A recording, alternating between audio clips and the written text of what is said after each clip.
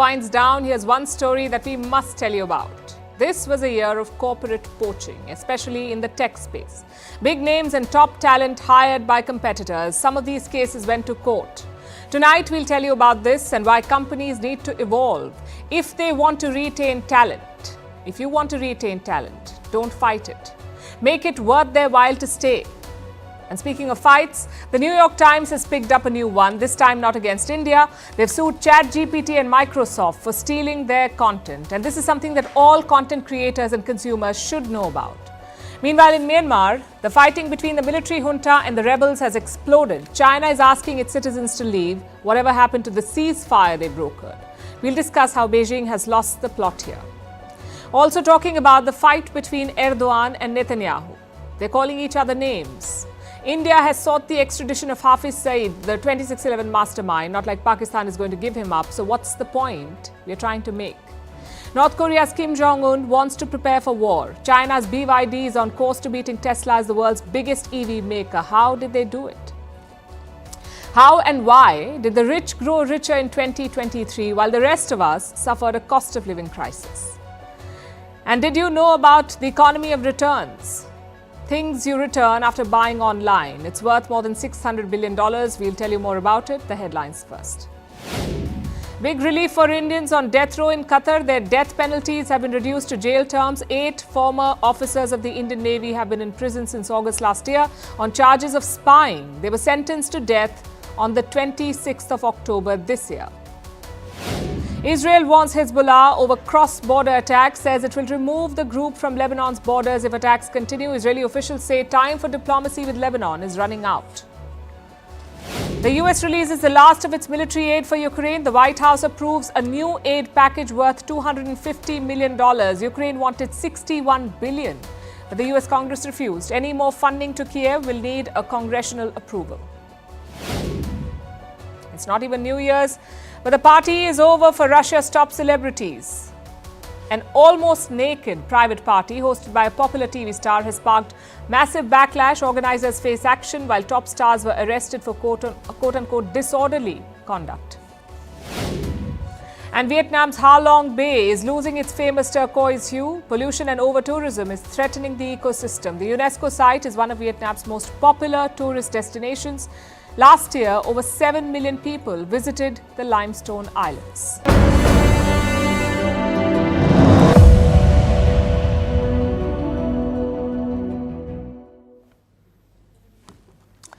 It's late December, which means it's the season of forgiveness, but not for everyone. A bitter battle is unfolding in the world of software. At the center of it is talent. Let me explain. In January this year, 2023, Cognizant hired a new CEO. It's a software giant based in the US. Its new CEO is Ravi Kumar, and he's been busy. He's hired some 20 vice presidents and 4 senior vice presidents, most of them from 2 companies, Wipro and Infosys. Now, neither company is happy about this, Wipro and Infosys. Wipro has sued 2 of its departing executives. Infosys has sent a letter to Cognizant, sort of like a warning shot. Both firms are making the same accusation, that of poaching. Let's look at the definition first. Poaching is when you hire employees from your competitor, say Apple and Samsung. If Apple hires a chip specialist from Samsung, it's poaching. If Samsung hires a designer from Apple, it is poaching. And why is that? Because Apple and Samsung are rivals. They compete for the same market, and the choice of this term is quite interesting. Because poaching also has another meaning, the more common one, to illegally hunt or catch animals. But unlike that poaching, corporate poaching is legal. There is no law against hiring from your competitor. In fact, it's pretty common. Some studies say 30% of all job changes are poaching, yet it is frowned upon. Companies say it's unethical and immoral, but the question is why? Companies always look out for their own profits and margins. So why shouldn't employees? I'll tell you what the problem is. It's the mindset. We've been told that company loyalty is paramount, that working for your competitor is wrong. It's basically propaganda. Most companies listen to market forces, so why shouldn't workers? The price of your work is determined by demand and supply. Higher the demand, higher the price. So companies have 2 options, either pay that price or let someone else pay it. In this case, a competitor. You can't use so-called morals to tie down employees. You must put your money where your mouth is, and data supports this. Let's look at why most employees change jobs. There are two major reasons. One is for better pay. The second is for better opportunities, maybe a promotion or a new role or a better manager. In September, a survey tried to quantify these reasons. It was carried out in the United States, and look at the findings. 32% Americans switched for better pay, 23% for more opportunities. So these two reasons alone make up 55% of the reasons why people change jobs. And why is this important? Because your current employer can also do this. Just think about it. If a rival is offering you more salary, it means you're worth it. So why can't your current employer do the same? In fact, market forces require them to do so. Same with promotions or new roles. If someone else is offering it, so can your current employer. If they can't, they shouldn't talk about poaching. Neither should they sue or shoot letters. So what's the takeaway here? We have two of them. One, corporate leaders need to be more hands-on. Speak to your employees, understand their needs and expectations. If not, someone else will. And two, workers shouldn't feel guilty about poaching. For starters, it is legal. And secondly, you are worth it. Historically, the job market has been a buyer's market. Companies held all the cards. But that was before the digital age. It was a time when your skills and talent went under the radar, but not anymore. Today, it's impossible to hide talent, to suppress talent. Whether it's a prodigious footballer in some local Colombian league, or a skilled coder working from home, or a gifted designer at a car company, you cannot hide them anymore. Rivals will try to offer them better things. So our advice to companies is this: change your approach. Don't live in fear of poaching. Instead, focus on talent retention.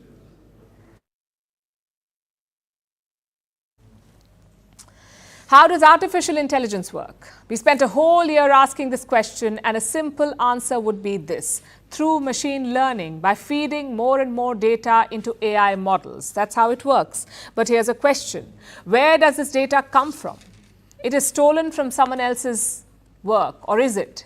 Chances are yes, it is stolen. The New York Times has filed a lawsuit against OpenAI. It's the company behind ChatGPT.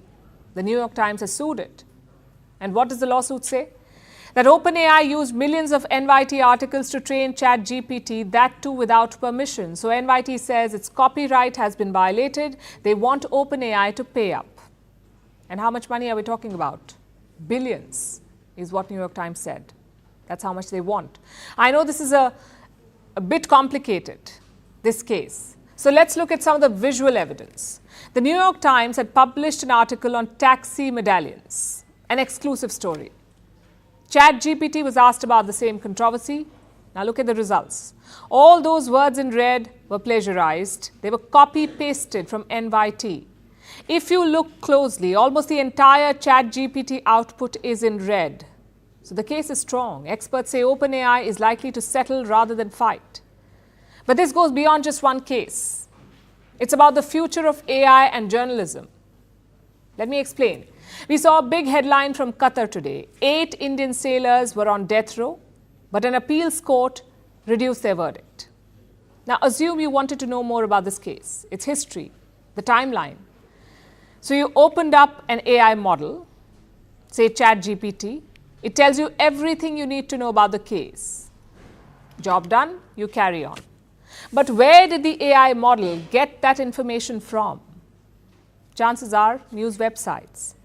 In this example, the news agencies lose out twice. First, when their articles are used to gather information, again without permission. And secondly, the loss of traffic. Normally, you would visit the website to read about the case. That's more traffic, more revenue. But in this case, you don't have to visit the website.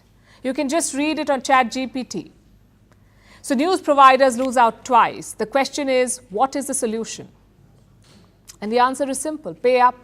OpenAI is already doing it with some news agencies. In July, they signed a deal with Associated Press, AP. This month, they signed a deal with Politico.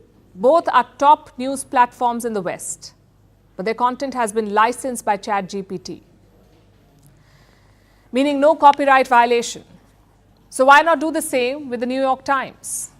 Well, talks were happening in April, but no deal was struck. And this issue is not new. OpenAI has been flooded by copyright litigations. In the month of July, comedian Sarah Silverman filed a case. She said ChatGPT used her work without permission. In September, a group of authors did the same, and one of them was George R.R. Martin, the writer of Game of Thrones. So artificial intelligence has a copyright problem. And no, it's not limited to ChatGPT. Google's Gemini could have similar issues. This month, a union of writers wrote to Google. They asked the company to be transparent about how it trains Gemini.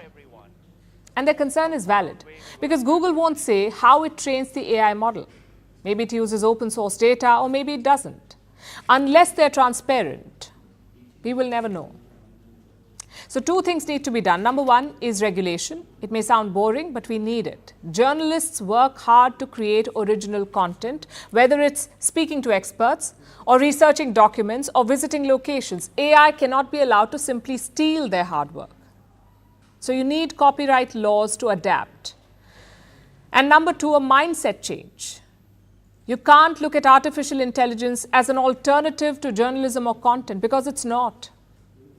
It can only be a platform for news, like Google or Twitter or Instagram. Suppose you're at a political rally.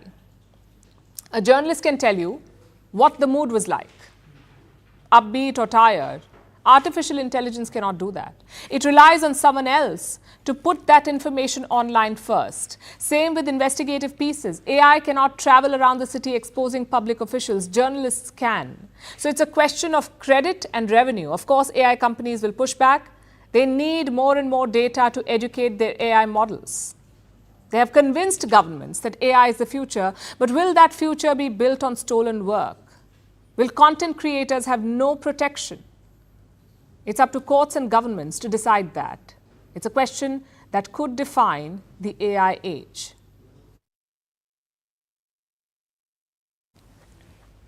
Tensions are escalating in Myanmar. The rebels are gaining ground, challenging the military. The junta is responding violently and the situation is getting out of control. Reports say the military in Myanmar is using cluster bombs on civilians. The world's attention is on Ukraine and Gaza, and they've barely noticed the conflict in Myanmar, but soon this may change. China has been meddling in the Myanmar conflict and they've made a mess of it. And now they're trying to wash their hands off it. Today, China's embassy in Myanmar issued instructions. Chinese citizens have been asked to evacuate, specifically those who live here. The Lao Cai district. This is in northern Myanmar, part of the Kokang region. It falls near the Chinese border. This region has been gripped by violence. It has witnessed clashes between rebels and the military. This week, the fighting exploded. The junta launched airstrikes on Kokang. And what was their target? A military base. It is controlled by the rebels. The rebels say the junta fired the first salvo. They deployed heavy artillery and dropped bombs through fighter jets. It seems the fighting has not stopped. And Chinese citizens living there are in the line of fire. Their embassy says there's a safety risk and they've ordered the evacuation of all expats. The current security situation in Myanmar's Kokang Autonomous Region is grim and complicated. We remind Chinese citizens not to travel to northern Myanmar for now and call on Chinese citizens already there, especially in the Lokai urban area, to move to a safe area or return to their home country as soon as possible and take safety precautions. The region has a deep Chinese connection. There are border gates, important trade routes, and a large trading zone. The border trade is worth $1.8 billion, and the rebel offensive is hurting it. They control large parts of this region, including a town called Chin Shui Ho. The rebels took this town in the month of November. Over 25% of the border trade goes through here. So the rebel offensive is destabilizing trade, also other forms of engagement. The border cities have cultural and ethnic ties to China. People in the region use the yuan, the Chinese currency, even Chinese phone networks. They use them. In other words, Beijing's influence here is wide and deep. And it doesn't want to lose this influence. So a few days ago, China jumped into this conflict. It took the role of a mediator. China organized a meeting between the military and the rebels. It happened in Yunnan, in China. And here's a photo from that meeting. China claims there was a breakthrough. With China's unremitting efforts and active mediation, relevant parties in Myanmar held peace talks in Kunming and signed a temporary ceasefire agreement. China hopes that all parties in Myanmar will earnestly implement the consensus. So China declared that there is a consensus. This statement came on the 20th of December, 8 days ago. And today, China is asking its citizens to leave Myanmar. So whatever happened to that consensus? It seems to have backfired on China. The junta is now on the offensive, and there are reports of fresh clashes, especially in the Shan state. Reports say the military is using rocket systems and conducting aerial bombing.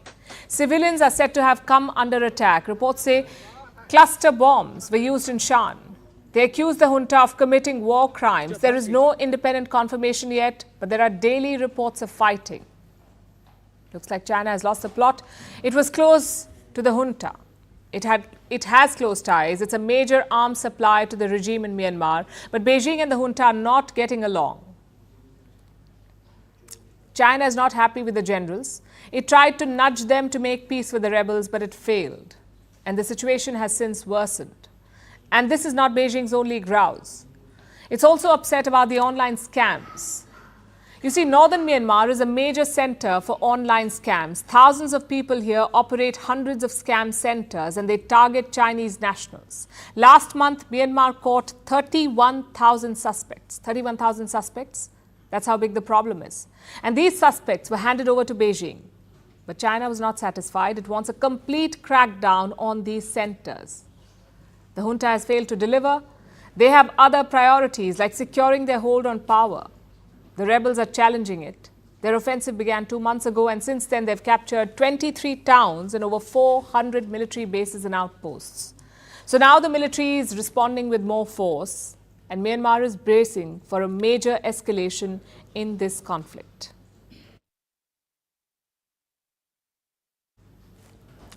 For our next story, let's rewind a bit to the month of September this year, when the 78th United Nations General Assembly was underway. Two leaders held a meeting. Israeli Prime Minister Netanyahu and Turkish President Erdogan. They were smiling, even cracking jokes. It was their first in-person meeting as leaders of their countries. The mood was jovial, almost celebratory. Things were looking up for Turkey and Israel. It seemed like nothing could go wrong, but it did. The very next month, there was war. Hamas versus Israel. And now it's Netanyahu versus Erdogan. They're calling each other names and trading charges. In the latest round, Erdogan has compared Netanyahu to Hitler. They're going to make us long for Hitler too. Is what Israeli Prime Minister Benjamin Netanyahu is doing any less than Hitler? No. As of now, Hitler was not as rich as this one. This one is richer compared to Hitler. He's receiving support from the West. All sorts of support comes from America. And with all of this support, what did they do to more than 20,000 Gazans? They killed them. It's not the first time Erdogan has criticized Israel. He's called it a terrorist state. And he's called Netanyahu, and I'm quoting, the butcher of Gaza, Erdogan's words. But Adolf Hitler is a low blow.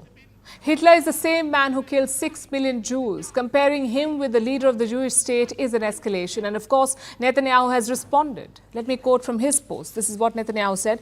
Erdogan, who's committing genocide against the Kurds and who holds the world record for imprisoning journalists who oppose his regime, is the last person who can preach morality to us. So Erdogan accuses Netanyahu of genocide, and Netanyahu hits back, saying Erdogan is the one killing Kurds. It's a classic war of words, and not their first. They've had plenty of such duels in the last decade. Fun fact, it doesn't change ties between their countries. Look at their bilateral trade. In 2002, it was $1.41 billion. By 2022, it was worth almost $9 billion. So trade between Israel and Turkey has only grown despite these very visible differences. Plus, Israel is an important market for Turkey, for cars, steel, jewelry, clothing. Then there's tourism. In 2022, a record 700,000 Israelis visited Turkey. So the commercial ties remain firm, no matter what the crisis is. And various opposition parties have raised this. A Turkish opposition leader claims Ankara is shipping thermal clothes to Israeli soldiers. Which begs the question, what explains Erdogan's sharp comments on Netanyahu? To answer that, you have to look at how Erdogan operates. He's someone who goes with the tide. In September, it was all about Israel. Saudi Arabia was talking about normalization. There were talks of a new West Asia, so Erdogan jumped in. He sought better ties with Israel. He was even going to visit the country. Then came the Hamas attacks. The world condemned it. So Erdogan went on a diplomatic blitz. He wanted to negotiate peace between Israel and Hamas. 83 days later, more than 20,000 Gazans have died. Israel's offensive continues. The world is calling for a ceasefire. And Erdogan has again shifted his stance. He's compared Netanyahu to Hitler. Plus, Turkey has its local elections coming up in 2024. So Erdogan needs to appeal to his voter base. That should explain his recent anti-Israel speeches. He's just tapping into public sentiment. It's shifting in Gaza's favor and he's playing along. That does not mean that he's tapping out of the gains. Erdogan knows that Israel is crucial for Turkey's economy. So he's making sure that the money keeps flowing in. And that's essentially who this man is. A political chameleon, changing colors to suit the political mood. It has worked for him so far, but for how long? Sooner or later, the world will see through it.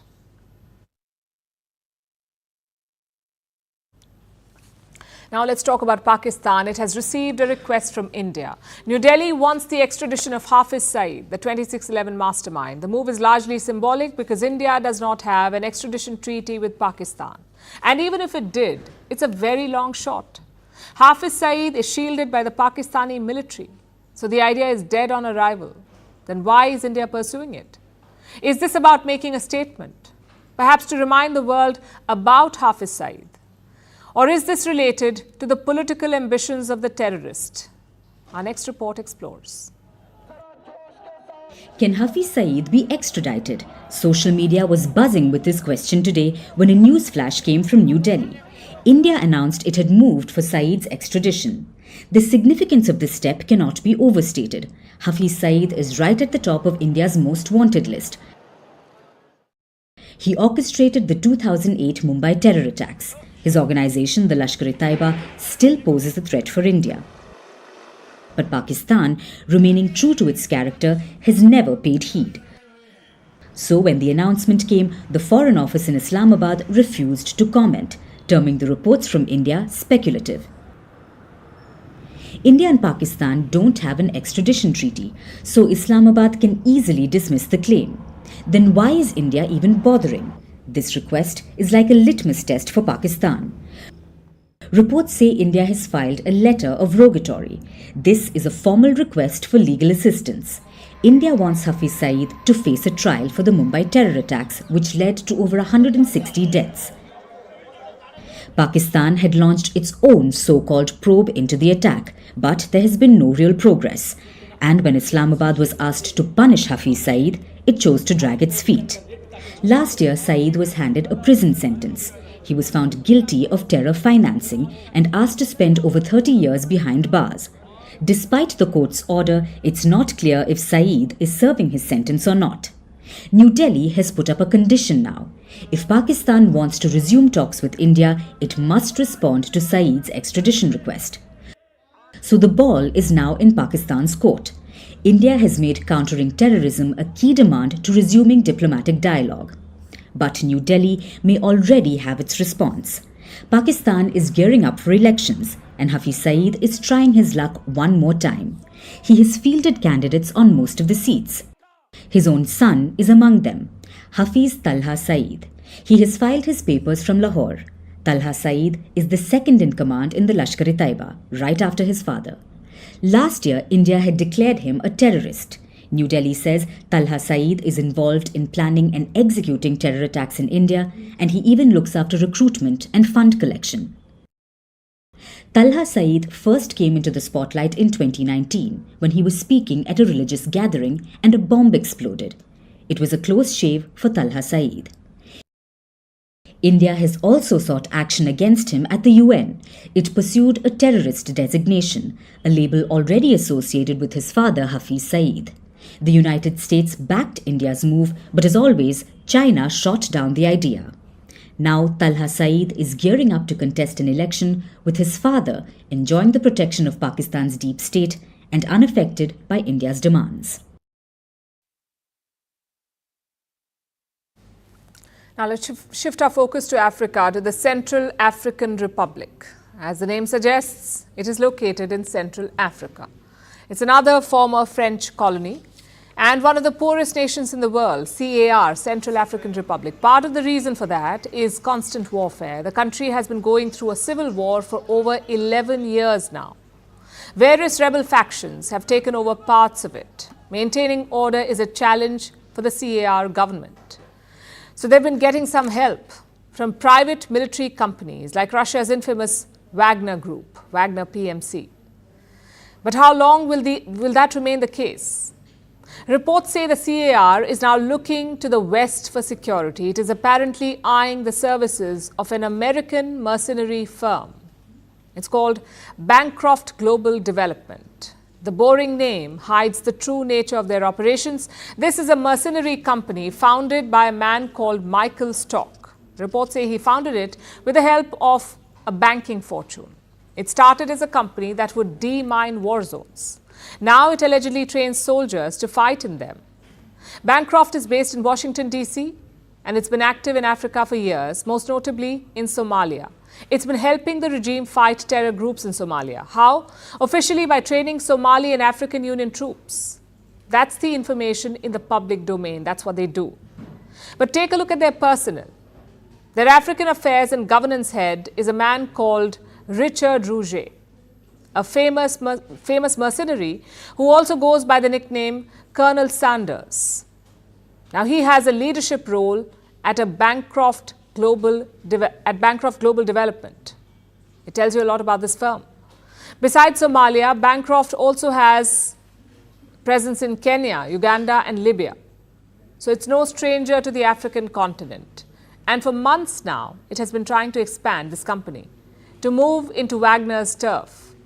Now, Wagner is reportedly a household name in the Central African Republic. They've been active in this country for over half a decade, doing everything from training soldiers to protecting resources to even being part of the presidential guard.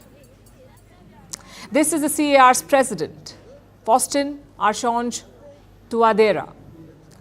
Now, he's been ruling the country since 2016. He's the one who brought in Wagner through an official deal with the Russian government. A few years ago, he was even known as President Wagner. That's how closely he was associated with the Russian mercenary company. But that seems to be in the past because reports say he's now looking for security elsewhere. The Wagner Group is not what it used to be. It's been facing challenges since the death of Yevgeny Prigozhin. That happened in August. The former Wagner chief had marched on Moscow. He defied the Russian military's top brass. And he also crossed Russian President Vladimir Putin. Exactly 2 months after this, he died in a plane crash. And Wagner has been struggling since. Former Wagner commanders have left the firm. They've joined either the Russian army or other companies. Wagner itself has been broken up and renamed. It's been rebranded as the Africa Corps. You heard that right. Wagner was an asset to Russia and Africa, so it has been renamed and dedicated to the continent. Despite this, the CAR seems to be losing faith in the Russian company. The president is in talks with the American firm, and he's been talking to them for months now, since July, according to some reports. That's how long the talks have gone on. But something seems to have changed now. A former senior Wagner leader arrived in the CAR a few days ago. He was once the president's national security advisor, but he was put under US sanctions and then he left the country. Now he's reportedly back in the CAR after a gap of 2 years, despite the sanctions and other risks. So is Wagner finally worried?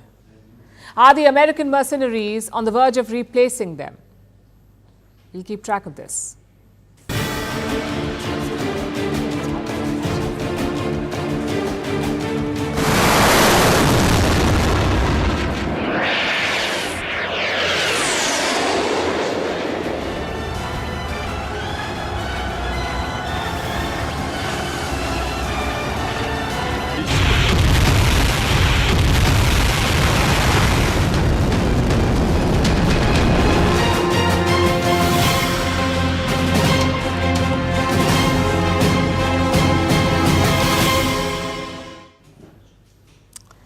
That's another nation constantly on the brink, North Korea. Their Supreme Leader Kim Jong-un has issued a diktat. He has asked the country to quote-unquote accelerate war preparations. Again. The announcement came during North Korea's annual review. The Hermit Kingdom's leadership is looking back on all the work done in the past year. They're holding meetings to plan next year's budget and agenda. And this meeting is where Kim issued the war readiness order. He says the preparation is necessary because, and I'm quoting, because of unprecedented confrontational moves by the US. So he's citing American provocation for this military buildup. Here's our report. It's a busy week in Pyongyang for the North Korean government. Senior leaders are pulling up in their Mercedes-Benz limousines. The cars are technically banned in North Korea because of sanctions imposed on luxury goods, but it seems they're easily available to the top North Korean officials. All these senior Workers' Party of Korea leaders are gathering in the capital for a year-end review. Every year, there's a plenary meeting of the party's Central Committee. This year is no different. The senior leadership has gathered to present their reports and, of course, praise the visionary policies of their supreme leader, Kim Jong-un. Look at their reactions when the man of the moment arrived.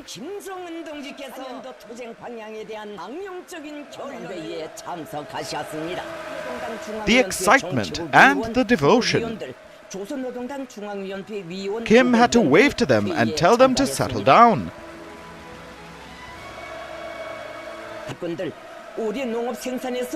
Like a rock star asking the audience to be quiet and let the show begin. And much like a famed rock star, Kim was sure to play his greatest hits. He issued the diktat they'd all come to hear. Accelerate war preparations. Yes, like every year, Kim made sure to call for more military readiness. And the crowd went wild. Another standing ovation. There was non-stop cheering in the bright red party hall and also over at North Korean state media stations. Kim had given the word. North Korea would fight back. Against whom? The US, apparently. And by extension, American allies in the Far East. Kim's war preparation order was issued to 3 entities. The North Korean military, the country's military-industrial complex, and of course, the nuclear weapons sector. Pyongyang has been making big strides on that third front. Last week, the country had test-launched a new intercontinental ballistic missile, the Hwasong-18. The nuclear-capable missile can reach any corner of the US. That's what Japan and South Korea are saying. The 2 American allies have been quite worried since last week's launch. South Korea has even begun military drills, just in case Pyongyang decides to go for a surprise attack. Kim Jong-un didn't seem too concerned about his southern neighbor yesterday. His eye is on the big prize, the overbearing Uncle Sam. Kim plans to work with like-minded allies to counter Washington. He said he would expand strategic cooperation with anti-imperialist independent countries. Most likely, that means Russia. Kim met with Russian President Vladimir Putin earlier this year. He's been accused of selling weapons to Moscow for use in the Ukraine war. So expanding that relationship is a logical next step. According to reports, that will also help with North Korea's luxury car smuggling. Clearly something that's important to the ruling party. Kim's cheering officials do seem to like their Mercedes Maybachs. Maybe those were discussed during the meeting as well? It was, after all, about Pyongyang's plans for 2024. North Korean media just shared a jingoistic snippet of the whole affair. More policies were certainly announced, but we'll have to wait for a few more days for those details. The Hermit Kingdom usually televises Kim's grand speech every New Year's Day. This little speech was just a teaser. There's a lot more to come.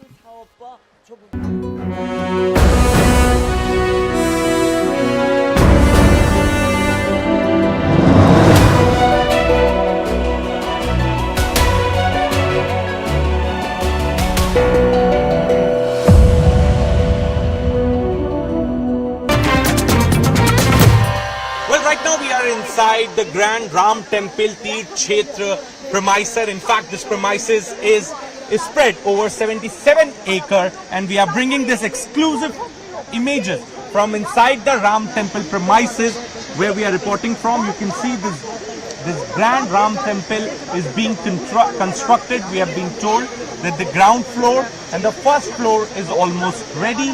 The second floor construction work is going on. The carving inside this Ram Temple is right now underway. The complex of the Ram Temple will also feature, and in fact, there is going to be dedicated temples of Lord Shiva, Goddess Annapurna, Goddess Bhagwati, Ganesha, Hanuman, and Surya. Additionally, the premises will also have temples honoring mythological saints like Valmiki, Vashishta, Vishwamitra, Jatayu, and Sabri.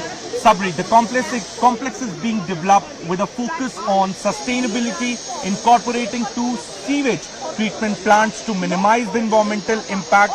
The Temple Construction Committee has also acquired 71 acre of land to build public utilities near the temple. So ahead of the Pran Pratishthan ceremony, which will begin from 16th of January, we are bringing this special broadcast, a very special broadcast for our viewers from Tir Kshetra premises where Ram Temple is being constructed. So the temple which you are seeing in the backdrop is being built on 2.77 acre of land. So this is the plot for which the case was contested. This particular plot where the temple is coming up is now being constructed. Now if we talk about how this temple...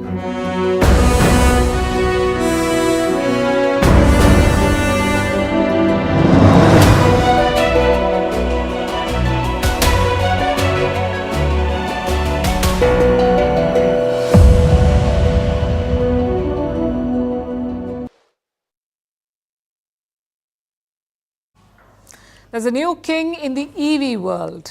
That's right, Elon Musk's Tesla is about to lose its crown. And who's the new king? China's BYD.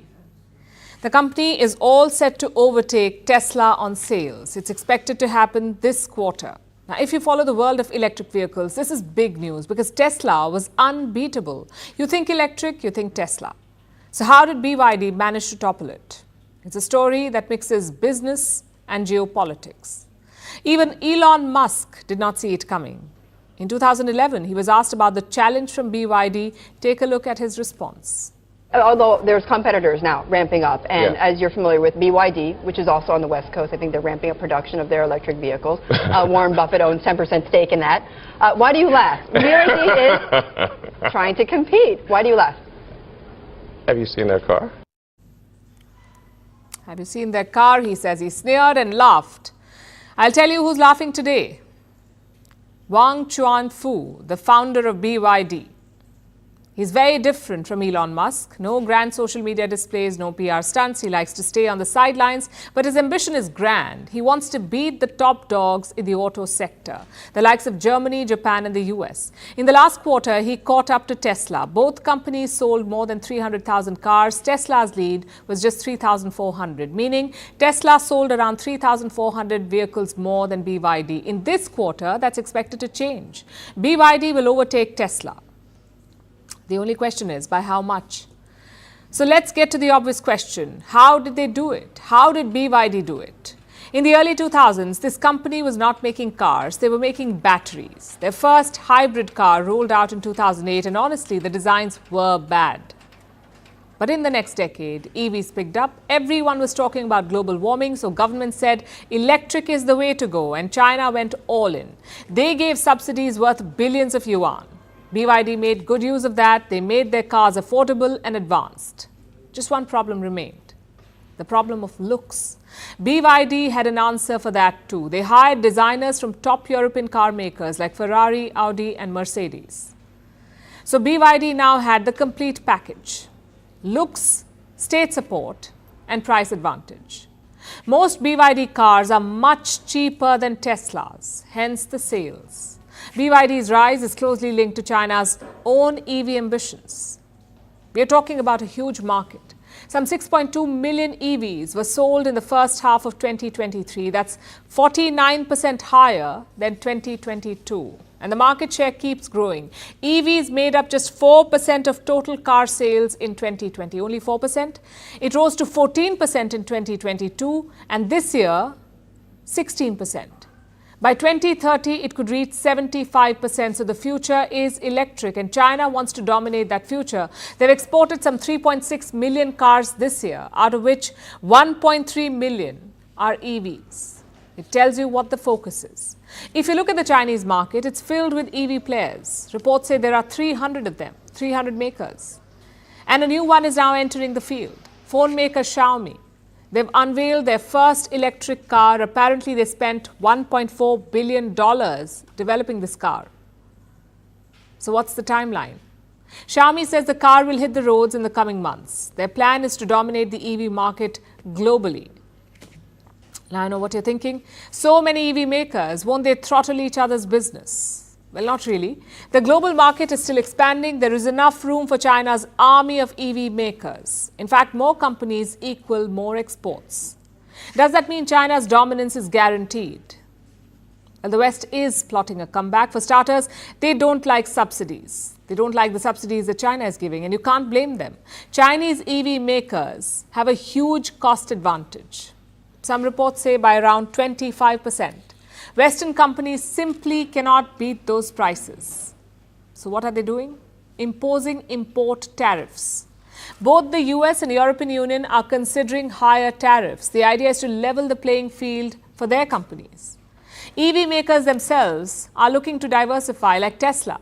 Reports say they're all set to build a factory here in India. Apparently, Elon Musk has chosen the state of Gujarat. He's expected to travel to India in the month of January, and that's when the project could be announced.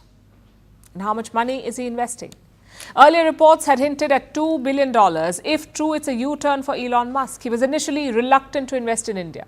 There was a huge tug-of-war. Musk said reduce import tariffs on EVs. That's what he wanted. Only then will Tesla come to India. But New Delhi said, make your cars locally.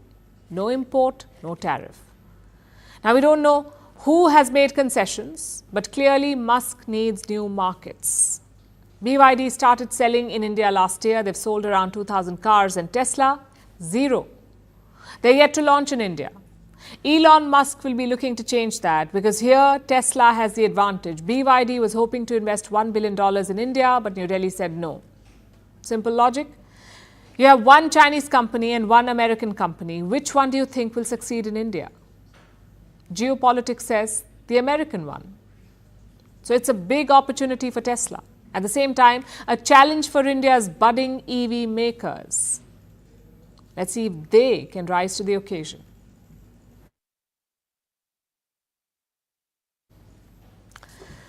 Have you heard of the Matthew effect? I'm not going to get into the definition, but simply put, it says those who have wealth only attract more wealth over time, meaning the rich only get richer. And it happened this year as well. From Elon Musk to Mark Zuckerberg, the world's wealthiest only got more wealthy in 2023. Just look at the numbers. Out of the top 50 richest people in the world, only 12 lost money. The remaining 38 became wealthier. Out of the top 500, 77% got richer, and this happened as millions across the world suffer a cost of living crisis.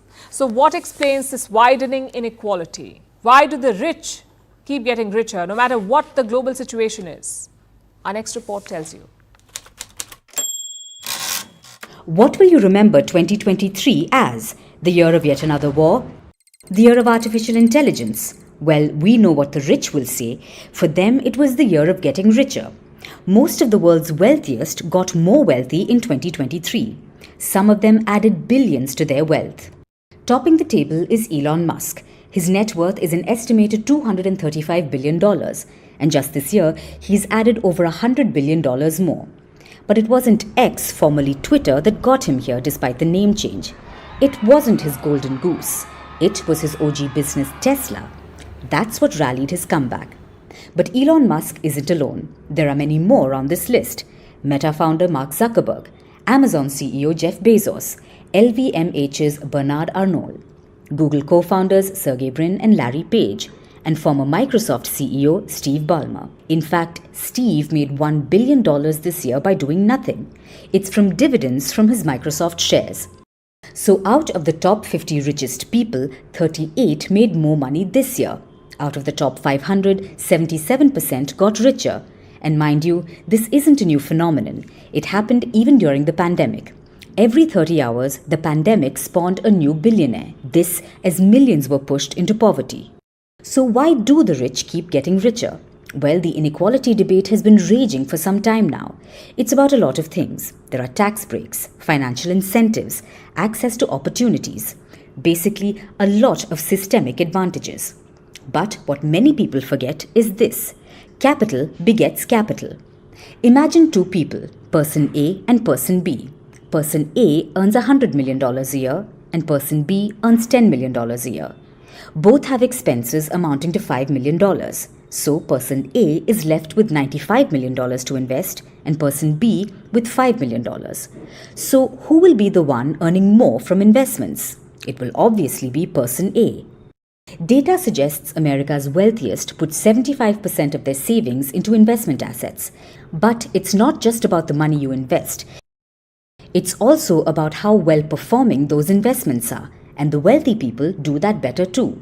There are high-performing stocks, bonds, and then there are private equity and hedge funds, things that are barely accessible to a daily investor. Basically, if you have money, it's easier to grow it. But if you don't, it's harder to start the process. It's almost like being stuck in a loop. Billionaires have seen their wealth expand by 109% in the past decade, from $5.6 trillion to $11.8 trillion.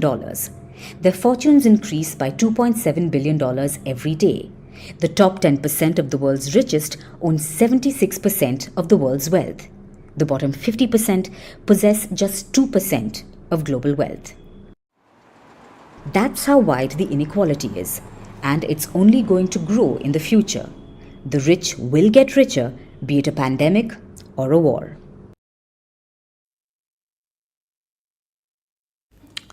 Do you know what's great about December? The end of year sales. E-commerce websites are a shopper's paradise right now. Let's say you decide to treat yourself. You order a pair of shoes online. They arrive, you take the lid off the box, untie the laces and try wearing the shoes. But they don't fit. So after the initial shock, you request to return them. It is disappointing, but the shoes have never been worn. They're brand new. So at least they'll be back on the shelf. No harm, no foul, right? Wrong. Do you know what happens to the things we order online but don't keep? What happens to the purchases we return? Every time you hit that return button, an unseen reverse supply chain comes to life. The returns logistics industry.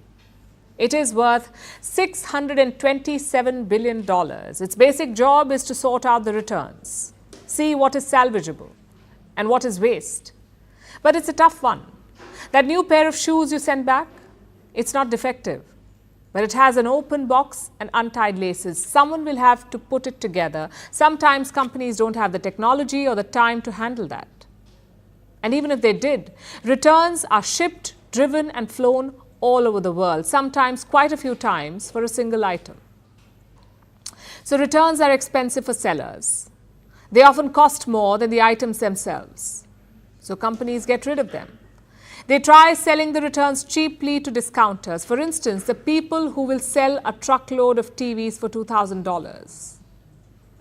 This is the most profitable option for returns.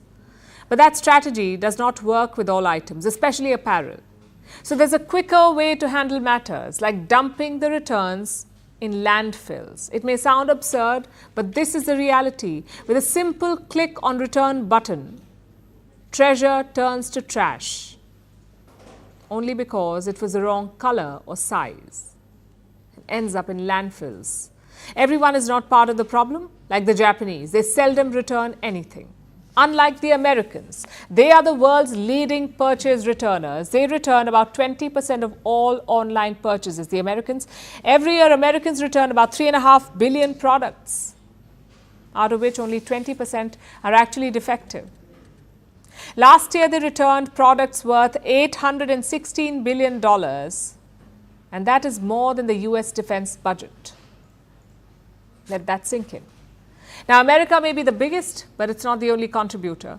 Germans return more than half of what they buy online. 25% of the UK's online orders are returned, same for India. This is a global problem. And it has given birth to an invisible scam, an organized retail crime. It's called wardrobing.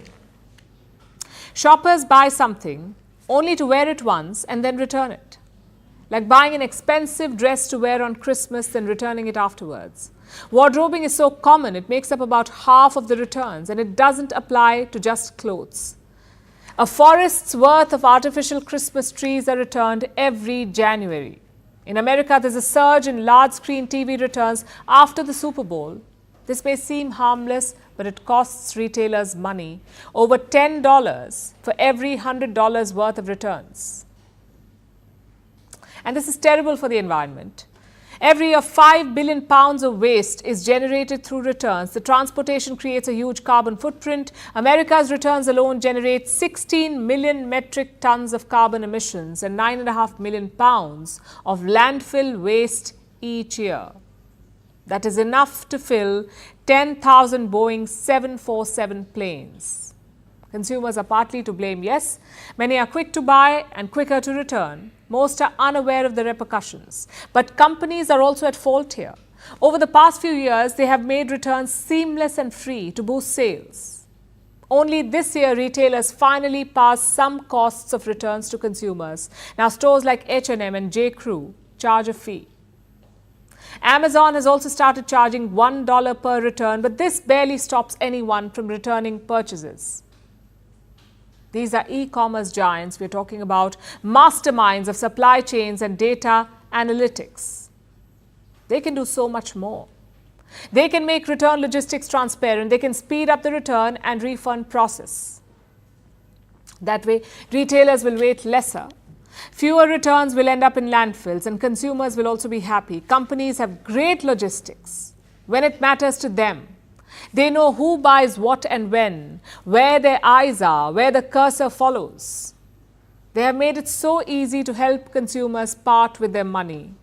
Why not introduce the same level of sophistication when people want to part with their purchase?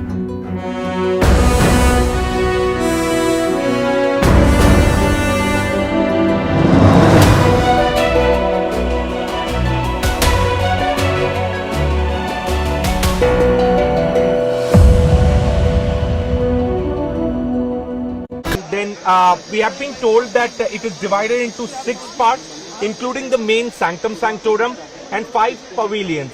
So there is going to be Gan Mandap, Rang Mandap, Nritya Mandap, Kirtan Mandap and Pratna Mandap. The temple designed to be 161 feet high and 3 floors, and each floor is of 19.5 feet.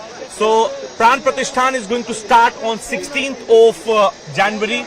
Before that, the 3 different craftsmen have been asked to prepare Ram Lala's idol, which is going to be 51 feet from 51 inches from the feet to the Lalat. So the best idol of Ram Lala, which will have a reflection of divinity and innocence, will be selected by the committee for the Pran Pratishthan.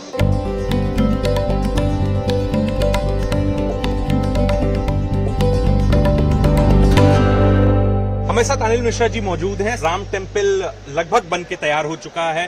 Second floor का जो काम है वो जारी है। आपसे समझना चाहूंगा जो दूसरी इमारत है मंदिर के बगल में, ये इमारत किस चीज की बनाई जा रही है और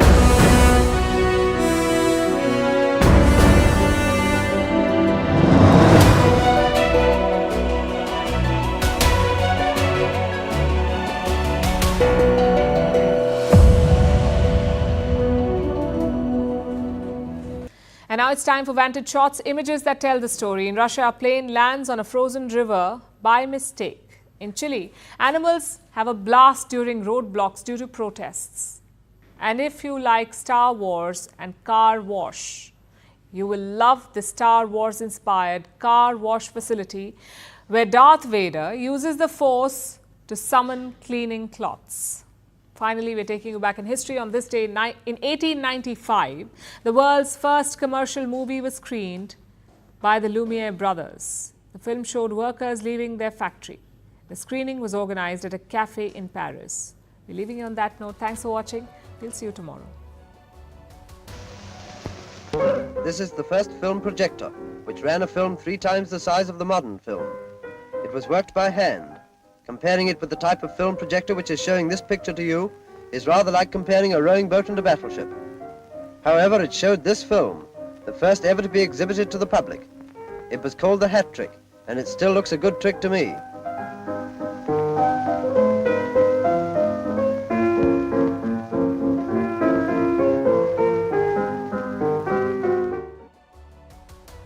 Самолет, река.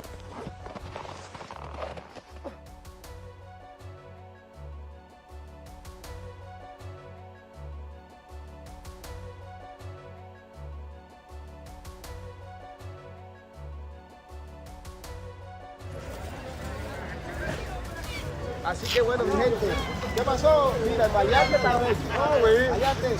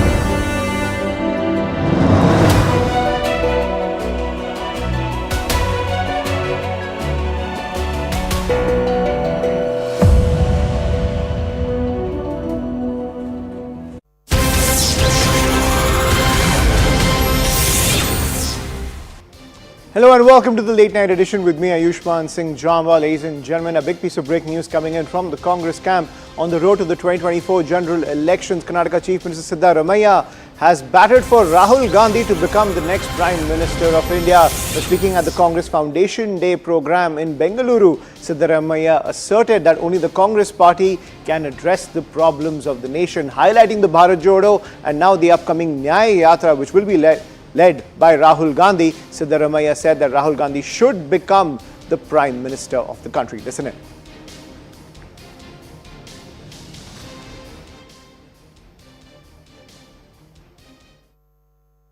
ಈ ಸಮಸ್ಯೆಗಳಿಗೆಲ್ಲ ಪರಿಹಾರ ಕೊಡ್ತಕ್ಕಂಥದ್ದು ಕಾಂಗ್ರೆಸ್ ಪಕ್ಷ ಮಾತ್ರ.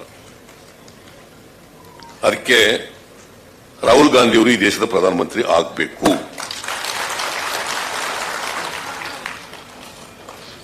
ಪಾಪ ಅವರು ಈಗ ಯಾರು ಕೂಡ ಈ ದೇಶದಲ್ಲಿ ಎಂತದು Bharat Jodo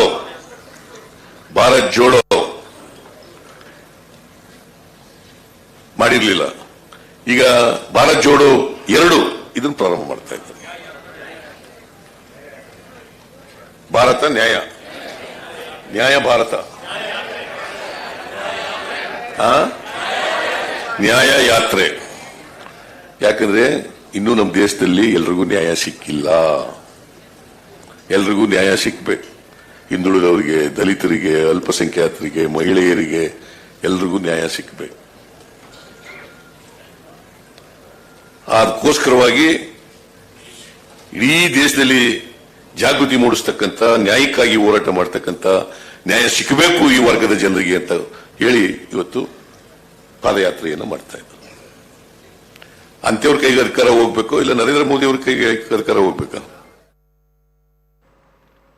And I'm joined by my colleague Akshara on the broadcast. Akshara, despite the tussle within the India alliance over who should be the prime ministerial face, when it comes to the Congress camp, it is a unanimous pitch coming in from the top brass that Rahul Gandhi should be the prime ministerial face of the opposition alliance against Prime Minister Modi?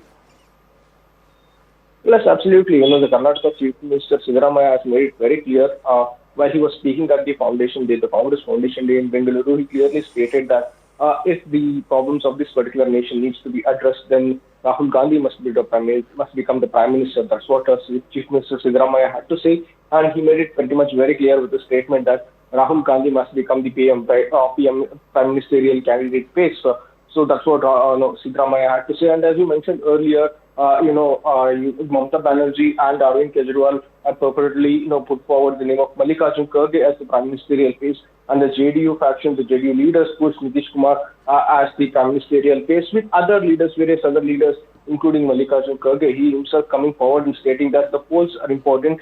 The PM face the Prime Minister will be decided later. So one must focus on winning the Lok Sabha polls. So that's the word that coming in from the AICC President Mallikarjun Kharge. He himself had said that. So we'll have to wait and watch how things will pan out. But the Karnataka Chief Minister Siddaramaiah has made it very clear with this statement today that Rahul Gandhi must be the Prime Ministerial face for the Lok Sabha polls 2024. Absolutely. And Siddaramaiah has also made this clear that given the Bharat Jodo Yatra and now the upcoming Nyaya Yatra, Rahul Gandhi is that unifying force when it comes to the situation in the country, and he should be the next Prime Minister of the country. Thank you, Akshara, for decoding that. Siddaramaiah making that pitch that Rahul Gandhi should be the next Prime Minister of India. But shifting focus to some more breaking news now.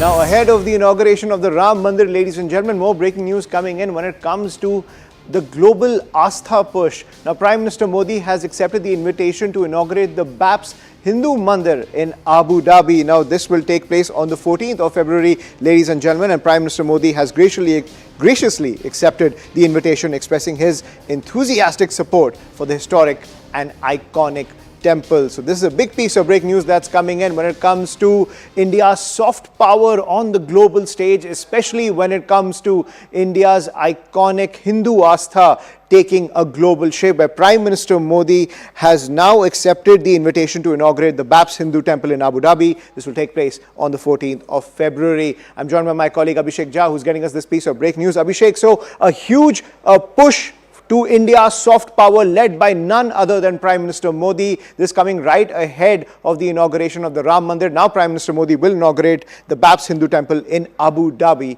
in February. Well, of course, the chief of the BAPS Hindu Temple in Abu Dhabi, Puja Swami Ishwar and others had come to Prime Minister Modi's office, and they have handed over an invitation which Prime Minister has accepted, and Prime Minister Modi will be inaugurating this temple on 14th of February 2024, and this will be coming within a month of a major temple inauguration that is happening in Ayodhya. So clearly, in the country also and abroad, Prime Minister Modi's leadership has been able to steer a national pride, especially in a country like UAE, which does not allow other spaces for other religious sites. This has been seriously a major diplomatic win also, that Prime Minister Modi and his government was able to convince the UAE government and the king that because of the huge number of millions of Indian diaspora present in that region, it is only pertinent that such religious space is provided to them so that they can feel connected with their roots, with their culture, their faith and their ethos. And probably that was one of the ways how India has been able to push this project, and now Prime Minister Modi is himself going to inaugurate this temple on 14th of February next year. Clearly, another move solidifying Prime Minister Modi's position as a global statesman, propelling soft Hindu power. That is the central aspect of the ethos of Naya Bharat, ladies and gentlemen, on the global stage. He will inaugurate the BAPS Hindu Mandir in Abu Dhabi on the 14th of February. But shifting focus to the grand ceremony that will take place in January now, ladies and gentlemen, the inauguration of the Ram Temple in Ayodhya is drawing closer and preparations are in full swing. CNN News 18 got access to go inside the temple ahead of the consecration ceremony. Now let's get you an overview of the entire temple complex. Now what we are learning as per the details of this entire complex. Remember, the consecration ceremony will take place on the 22nd of January. This complex has 3 floors and 5 domes. The temple has around 360 pillars. The length is about 360 feet. The width is about 235 feet. Now, 161 feet tall is the entire complex. The pavilions, there are 5 of them. The gates are around 12, and the entire temple complex is across 57.4 acres. The temple area is about 2.7 acres, and it's been constructed by over 3 years. So these are the details that we are learning, ladies and gentlemen. It's about 161 feet tall. That is the entire temple complex. Also, as we get more details of this entire complex, its length is about 360 feet is also what we are learning. The Grand Ram Mandir, which will come into fruition in January, width about 235 feet. Also, when it comes to this entire temple complex, it has 5 pavilions and 12 gates. This is what I was pointing out. Also, what we are learning is the entire temple complex is about 2.7, it's about 57.4 acres, but the temple itself is about 2.7 acres. Also, this was constructed over 3 years, and this grand ceremony will now take place next year in January. Now, CNN News 18's battery of reporters have been on the ground to track all the developments taking place in Ayodhya ahead of the consecration ceremony. These are the reports from a battery of reporters from Ground Zero. Well, we are right at the entry of the Ram temple. You can see this is the last area till where we are allowed. The cops are deployed, but what we can tell our viewers is, and perhaps we will try to establish that how Ram Mandir will look like. The construction is right now going on. You can see the ground floor and the first floor is almost ready. The construction for the second floor is going on. This entire area is rock solid. Initially, the soil was loose, but the experts, the engineering experts, have put in granite inside and perhaps made the soil rock solid. So this temple can last for more than 1,000 years. This temple is divided into 6 parts in terms of mandaps, which will be inside the Ram temple. So this will have Gun Mandap, Rang Mandap, Nritya Mandap, Kirtan Mandap, and Pratna Mandap. This is 2.77 acre plot, which was contested in the court. The entire premises is of 71 acre. Other than the Ram temple, there's going to be temples in every perkota which is being built. So you can see on my right, there's perkota which is coming up. So the perkota is wide, and the ground floor of perkota will have office area, will have rooms for the office area. Well, we are inside Ram Janmbhoomi Teerth Kshetra, and the stones you are seeing here are from the Bansi Paharpur district in Rajasthan. So the temple is being constructed using these stones, which are right now lying next to the temple. And in the background, you can see the construction of temple work is going on. Heavy machines, JCBs, are being used to construct the temple. We have been told that the 2-floor work is over. The ground floor and first floor is ready. The second floor construction work is going on, and the engineers, the architects are right now working at the site 24/7 as they have a deadline to meet, because Pran Pratishthan is going to take place from 16th of January till 22nd of January at around 12:20 p.m. in the afternoon. The Pran Pratishthan the ceremony of Pran Pratishthan will happen in presence of RSS Chief Mohan Bhagwat, Prime Minister Narendra Modi, and Chief Minister of Uttar Pradesh Yogi Adityanath, along with the other dignitaries from RSS, VHP and other walks of life. धर्म की नगरी अयोध्या सज रही है, संवर रही है, निखर रही है। ये देखें, लता मंगेशकर चौक बेहद ही महत्वपूर्ण और फेमस चौक है अयोध्या का, और यहाँ से थोड़ी दूर पर ही राम जन्मभूमि है और वहाँ पर मंदिर बनाया जा रहा है। हनुमानगढ़ी भी यहाँ से थोड़ी दूर पर ही है, और इसको किस तरीके से सजाया जा रहा है, संवारा जा रहा है, और इसकी खूबसूरती बेहद ही लगातार निखरती जा रही है, क्योंकि प्रधानमंत्री नरेंद्र मोदी 30 दिसंबर को यहां पर अयोध्या आने वाले हैं और उससे पहले तमाम वो श्रद्धालु हैं उनकी संख्या लगातार यहां पर बढ़ती जा रही है। कुछ लोग जो श्रद्धालु यहां पर आए हैं अयोध्या घूमने के लिए और दर्शन भी शायद आप लोगों ने किया होगा। हाँ जी, बिल्कुल किया जी। कहाँ गए अभी हम राम जन्मभूमि। अच्छा, हाँ जी। तो पहली बार आए हैं? कहाँ से आए आप? हिमाचल प्रदेश। यहाँ पे पहली बार आए? हाँ जी, पहली बार। अच्छा, तो कैसी लग रही है अयोध्या इसमें? अयोध्या नगरी बहुत ही बढ़िया नगरी है, राम लल्ला जी की नगरी है। हाँ।